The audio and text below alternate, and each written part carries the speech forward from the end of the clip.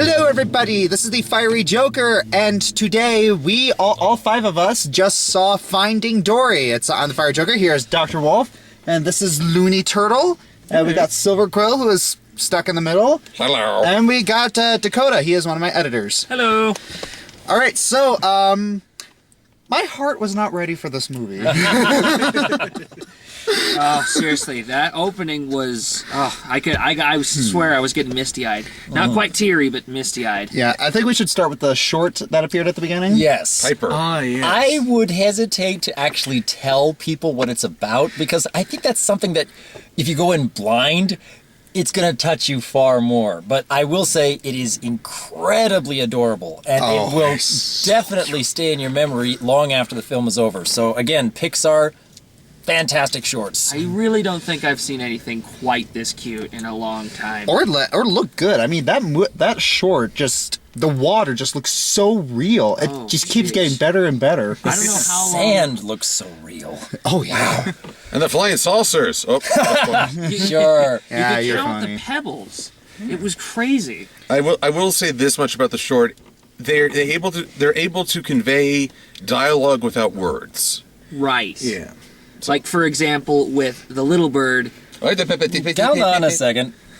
Yeah. I guess we should put up like a little spoiler corner. Yeah, I think let's leave the spoilers out. I think let's you leave will it. enjoy the short. Even just the short by itself will cause people to feel satisfied by going to the movie. Help Yeah. I'll me! leave it I'm with that. feeling. Yeah, but we are gonna spoil Finding Dory very much. But before we move on to that, I'd like to say that the short did present a relatable moral for me. I don't want to get too spoilery, but Right. Okay. Okay. Right. Moving on. Finding the Dory. Go spoiler free for like the first 5 minutes, then we'll give a warning about it. yeah. Okay, this movie was very, very heavy. Oh gosh. It is, I don't know what it is about kids' films nowadays, but they are starting to get really dark and depressing, yet also so drop-dead funny. Yeah, it's kind of like we go through a nice little curve throughout the entire movie. Yeah, like we're going through a current. Yeah. We're talking about current events. You're funny. But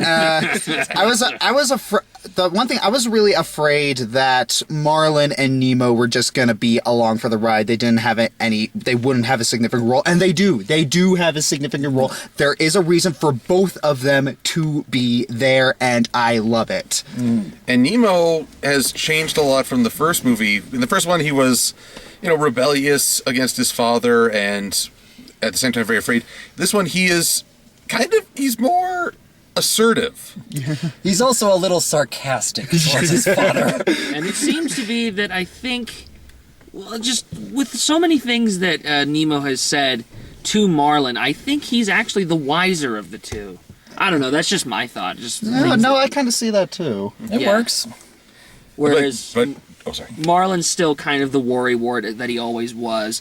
But this time around, Nemo is the one that's getting him to get out of his shell. And in the first movie, he did that kind of unintentionally by being taken, but now he's trying to get him, okay, Dad, let's try and get you out of your shell. Lean over, let them see your face. Yes, there you go. Ooh, let's all get... I need an adult. We're all adults. Actually, going into this movie, what did you guys kind of expect to see? Honestly, I don't like to watch trailers because I like to go in without expectations, because if I go in with expectations, I know the movie is not going to meet them, so I like to keep them low. yeah. Honestly, with me, I thought it was going to be kind of a cash grab that Ellen DeGeneres put together that would basically just be a rehash of Finding Nemo, except it's Dory and the added plot twist of finding her parents. And I mean, I guess if you really want to boil it down to its absolute basic minimum, I guess you could call it that. But there's so much more like detail and nuance to it as this that separates it from the original. It's a cash grab with effort. Well, yeah. Or a follow-up. I mean, Dory was the one big unknown in the first movie. Where'd she come from? How'd she get there? How she made it this far? And we get some fill-in on that. In fact, a portion of this is a trip down, funny enough, memory lane. Yeah. for the audience. Yeah, I didn't really know what to expect going into this movie because I only heard that Finding Dory's coming out. I didn't really care. Oh, cool, another Nemo movie. I didn't really expect them to explore Dory's character as much as they did. Yeah. Yeah. like it's not just in the first movie, you don't really think about it. It's just kind of a funny quirk in her character that ends up, she in the end of the forgets. movie, it has kind of a bit of heart to it. This movie, that is the entire center of the movie. That it is her forgetfulness, and she has to constantly deal with that. And it's a struggle. It's a disability for her, and they really illustrate that well. It's the center of both the comedy and the tragedy in this movie. Mm-hmm. I mean, I think, I guess, should we put up the spoiler corner? Not quite yet. I still have some okay. things that I want to say. As do I. Go ahead first, Silver. Well, funny enough, Josh and I were talking earlier today about Mr. Rogers, which I know sounds like an odd connection to make, but one of the last messages I ever heard from that guy was, when there's trouble, look for the helpers. And this movie has a lot of helpful characters. They are quirky, they are funny, but they're also kind-spirited, and you root for them. And when we talk about kid entertainment versus perhaps entertainment aimed at older audiences, we're way more cynical as adults, that we don't believe anyone is going to help, and the concept of random acts of kindness is a complete other world. Hi, Game of Thrones. But in this movie, there are folks who they have their own agenda, but they come around. There are folks who help outright. Some characters are just there for a scene, others are in it for the long haul. But it's kind of refreshing to see an optimistic story where, as bad as things get, you're never alone. And so many characters were very, very helpful in this movie. I think I could count on like three. I think only one person was unhelpful in this movie. Well, yeah. Well, they're not. Two. Okay. Spoiler territory there. So. Yeah. Right. I thought it was very well done. I thought it was extremely entertaining, and I think everybody should absolutely go see it. I will say that I think it only just barely misses the mark of being just as good as the original. I think there is a ton to praise about this film. And I will definitely see it again one of these days. In regards to the first film, I think it's just a teensy bit better overall. Just my personal opinion. But absolutely still very worthwhile. And I think there's and I'm pretty sure there's like the one thing, and I'm pretty sure you're going to go into it later, but okay. Spoiler territory. Wait, before we do that, I do want to say kind of one thing. I just want to bring it up. Think about this for a second. Think about this. I heard this in a review and I didn't really believe it, but seeing it now is like, oh my gosh, it's totally true. There is no villain in this movie. Yeah. There's no villain. It's simply about the journey. It's simply about Dory's journey and the people that she encounters through that journey. No one's trying to impede on her journey. They're not trying to stop her. There's not some evil goal that someone else is trying to achieve. It's just the journey. Yeah, it's just Finding Dory. Right. And the first movie was that very same thing. There was no villain in that movie either. It was just obstacles that she was getting across. That's it. Yeah. There is one minor antagonist who wants to stop their journey, but not for any truly malicious intent. Yeah, it's, Right. he's kind of an antagonist in the purest sense of the word. Right. But he's still pretty much a good guy. All right, so we put Actually, spoiler corner. we're talking about two different characters. In the spoiler territory, I'll explain. Okay. All right. So, with that in mind, Spoiler territory. In 3, 2, 1. Okay, who is it? My the gosh. squid. Yeah, I was gonna Yeah, that's what I was thinking. I thought you were was talking thinking about of the the same octopus. Oh yeah, the squid. Oh, the squid. Oh, wait a Yes. But that's just as much as an obstacle as the anglerfish was from the first movie. Okay, yeah, wait a minute. All the marine biologist enthusiasts out there saying he doesn't know the difference between a squid and an octopus. actually, if It's a septopus. no, wait. Septopus, yeah. Actually, I think Hey. that might have actually been a cuttlefish because it glowed. Well, at least we know one thing about squids. They got 3 hearts. There you go. Oh yes. Oh yes, and everyone cuddle party. Oh, that was this movie. Dory's struggle just to see her fight so hard against her short-term memory loss, it is heartbreaking. She is trying so hard, and everyone wants to hug her. Everyone wants to help her. And at the low point of the movie, where she is basically at her weakest moment, kids were bawling. I think one parent had to take her kid out of the movie, or at least secluded, because the crying was getting so loud. Jeez. Oh, I remember Like, that. the beginning, they start off with an okay note, and then they drop the ball. And, like, given the context of the previous movies, just keep swimming. We assume, like, based on the journey that she goes through in that first scene, she made that up. She was swimming in the ocean alone. Just keep swimming. Like, I'm not gonna watch it could have that. a bit of a cynical point, like, context to that, like, phrase, but then later in the movie they kind of... I'm not going to see my Finding view on Nemo that. the same way ever again. It's possible that anyone who watches Finding Dory will see Finding Nemo in an entirely different light. Yeah. Possible. We found a way to make Josh cry. It's, By the way. it's like saying Martha to Batman now. Why do you say that name? Okay. Baby Dory. Is that not the most adorable thing you have ever Oh seen? my Would gosh. you say she was a Dory? Sure. Darn it, Silver Quill. You ruined it. It's what I do. Okay. Where did we leave off? Yeah, as I was saying, the build-up to her lowest point, like, knowing how she got there, and how she, like, those flashbacks of her seeing her parents, like, it made it so much more tragic. I was thinking, is she going to find her parents but not find Marlin in them? Like, they could have done that, but, like, at that moment I thought they might actually abandon Nemo. And they And then they have Finding Nemo 3. Of course. Easiest way to continue the series. Although we haven't really talked about Hank. Yeah. The, Oh, the dude. octopus, not the cuttlefish / squid. Right. The quid. Yeah, I'd but have to say that he's basically like Lean in, how you doing? he's like the Rocket Raccoon of this movie. He's like the most unexpectedly cool character in this film. Yeah. I don't know who Ed O'Neill is. I know he was unmarried with children, but I swear that voice is familiar. And I'm trying to figure out where else I've heard him. You're probably gonna realize and just be like, after this. yeah, but he Pardon my it's reach. this Pardon yeah the this annotations. Everybody get to yeah, closer. but this octopus character, he is very he's a very good kind of, you know, foil for Dory, where and that's made very clear from the beginning.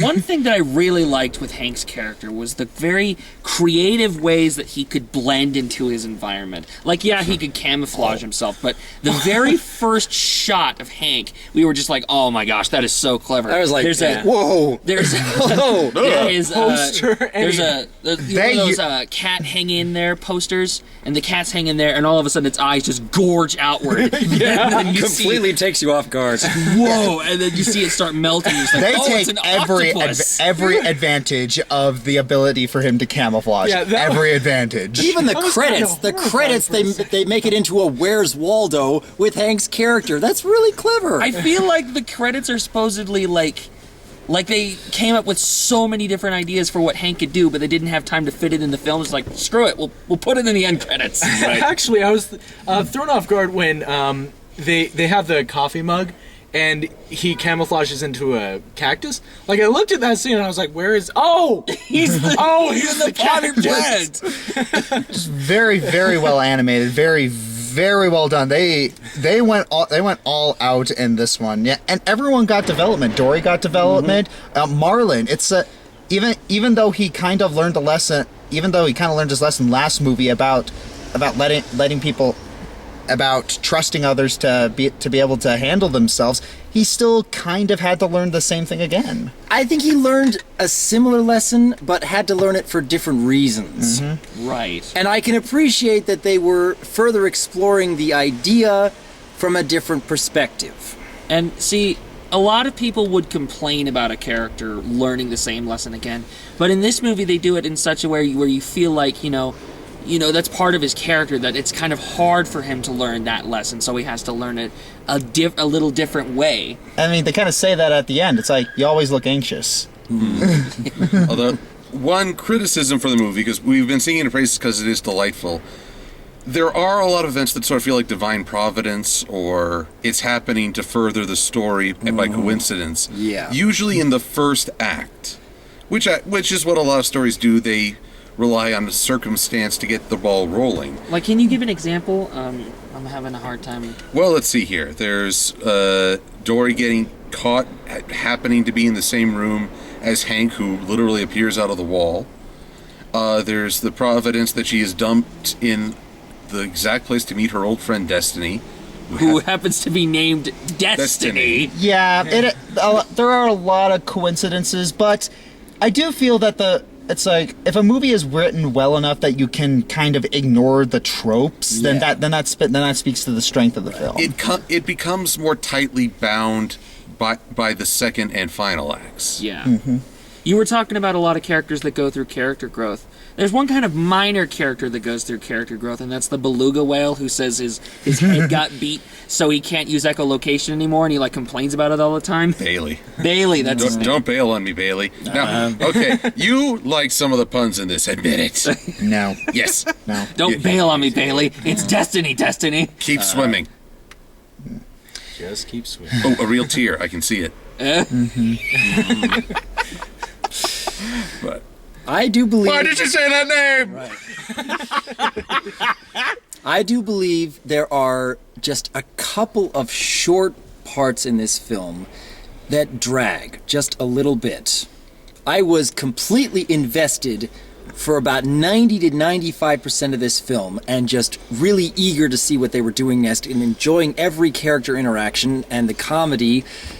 But there's just a couple of short scenes here and there that make me feel like, how long are they going to spend on this? Why are we going to discuss this matter? Why are we going to introduce this one little conflict and then immediately get rid of it the next time it's mentioned, kind of thing? Like with the beluga whale, for example. They express early in the film that he has this issue with accepting he is perfectly healed. That apparently he's been going for who knows how long without ever believing he's ever going to have echolocation, that it's just all in his head. It takes literally 27 seconds to snap him out of it. And for the rest of the... You were counting? And to get him out of that... You timed it? And Continue. I thought I was the Got 3 minutes. antagonist. right. And to get him out of it, and for the rest of the film, he does it perfectly. Super perfectly, in fact. There's Well, I no mean, issue whatsoever. There's no struggle whatsoever. It's basically, oh, I have this thing. Please tell me please don't tell me that I don't have this thing. It can- Okay, I guess I don't have this thing. I'm going to use it perfectly to Deus Ex Machina our way out of our next system. Yeah, while it was cool, I kind of did feel a bit. Right. I will point out though, the echolocation goes out right when they get to like major land. Like it works perfectly before then. Once they get to that one cliff, oh, I'm fuzzy. Yeah, Right. that is kind of hard. Well, if that's your only gripes, of the I know. Yeah. These I are love it. these are minor gripes. It's Yeah. just a couple of parts that take me out of the film, but 90 to 95%, I'm completely invested and I'm completely enjoying myself. I got like All right. Dark Knight flashbacks looking at his echolocation vision. It all comes back to Batman. Yeah, Doesn't it always? Yes, it does. Yeah. Okay, so final scores: 9 out of 10. 8.5. I don't do scores. Please go see it because it is. I think Yes, it's go awesome. see it. Go watch it. It's a good movie. I think I'll stick with a 9 out of 10 myself.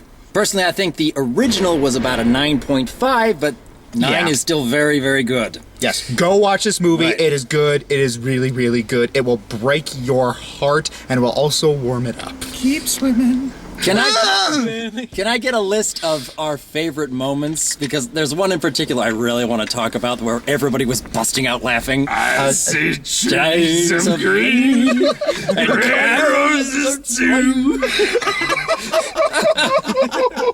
And I think to myself, what a wonderful world. It's worth it just for that scene. For that one scene, the entire theater was busting up laughing. All right, well, that's all the time we have for today, so we shall see you all next time we get together, maybe? Maybe. Let's hope We'll it's see. soon. We'll see y'all online. See ya! Bye bye. Take care.